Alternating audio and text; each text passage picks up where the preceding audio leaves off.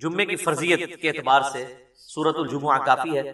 بخاری اور مسلم دونوں میں حدیث ہے، نبی صلی اللہ علیہ وآلہ وسلم نے فرمایا کہ اگرچہ ہم سب سے آخر میں آئے ہیں لیکن قیامت والے دن ہم سب سے سبقت لے جائیں گے، یہود و نصارہ سے بھی۔ پھر نبی علیہ السلام نے اس کی ریزن بتائی کہ اللہ تعالیٰ نے جمعے کا دن یہودیوں پر پیش کیا، انہوں نے اس کی قدر نہیں کی، انہوں نے ہفتے کا دن اپنے لیے چوز کر لیا۔ پھر نصارہ پہ پیش کیا، انہوں نے اس کی قدر نہیں کی اور اتوار کا دن انہوں نے چوز کر لیا۔ پھر اللہ نے ہماری رہنمائی کر دی جمعے کے دن کے لیے۔ اچھا، نبی علیہ السلام نے اس کو اللہ کی طرف منسوخ کیا کہ اللہ نے ہمارے لیے رہنمائی مقرر کر دی کہ ہم جمعے کی طرف متوجہ ہوئے۔ اور پھر نبی صلی اللہ علیہ وآلہ وسلم فرمایا کہ قیامت والے دن، یعنی اس جمعے کے دن کے تحفے کو ایکسپٹ کرنے کی وجہ سے قیامت والے دن ہم سبقت لے جائیں گے، یعنی سب سے پہلے جنت میں جانے والے نبی صلی اللہ علیہ وآلہ وسلم کے امتی ہوں گے انشاءاللہ تعالی۔ اللہم اجعلنا منہم، آمین۔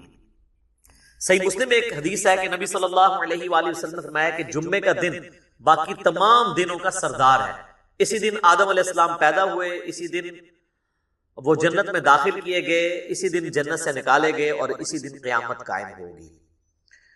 ایک اور حدیث ہے بخاری اور مسلم دونوں میں، نبی صلی اللہ علیہ وآلہ وسلم نے فرمایا کہ جمعے کے دن ایک گھڑی، ایک لمحہ ایسا آتا ہے کہ اس گھڑی میں جو اللہ سے خیر مانگی جائے نا، اللہ تعالیٰ وہ خیر عطا فرما دیتا ہے۔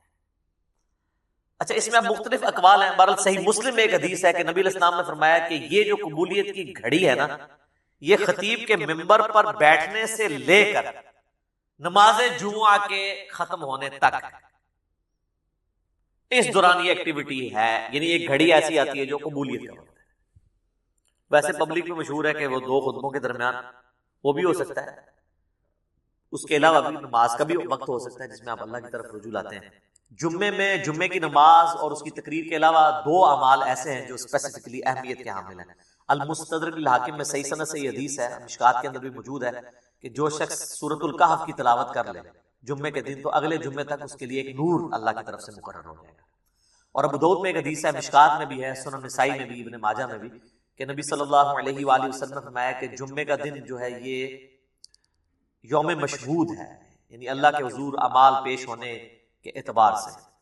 اور اس دن آدم علیہ السلام پیدا ہوئے اور یہ تمام دنوں کا سردار ہے، تم اس دن مجھ پر کثرت سے درود پڑھو، تمہارا درود مجھ پر پیش کیا جائے گا۔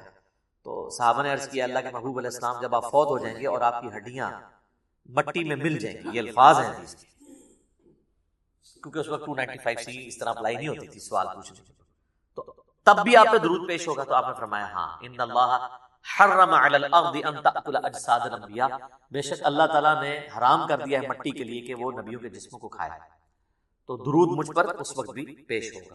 تو جمعے کا دن اسپیسیفکلی درود شریف کا دن ہے۔ اللہم صلی علی محمد وعلی آل محمد۔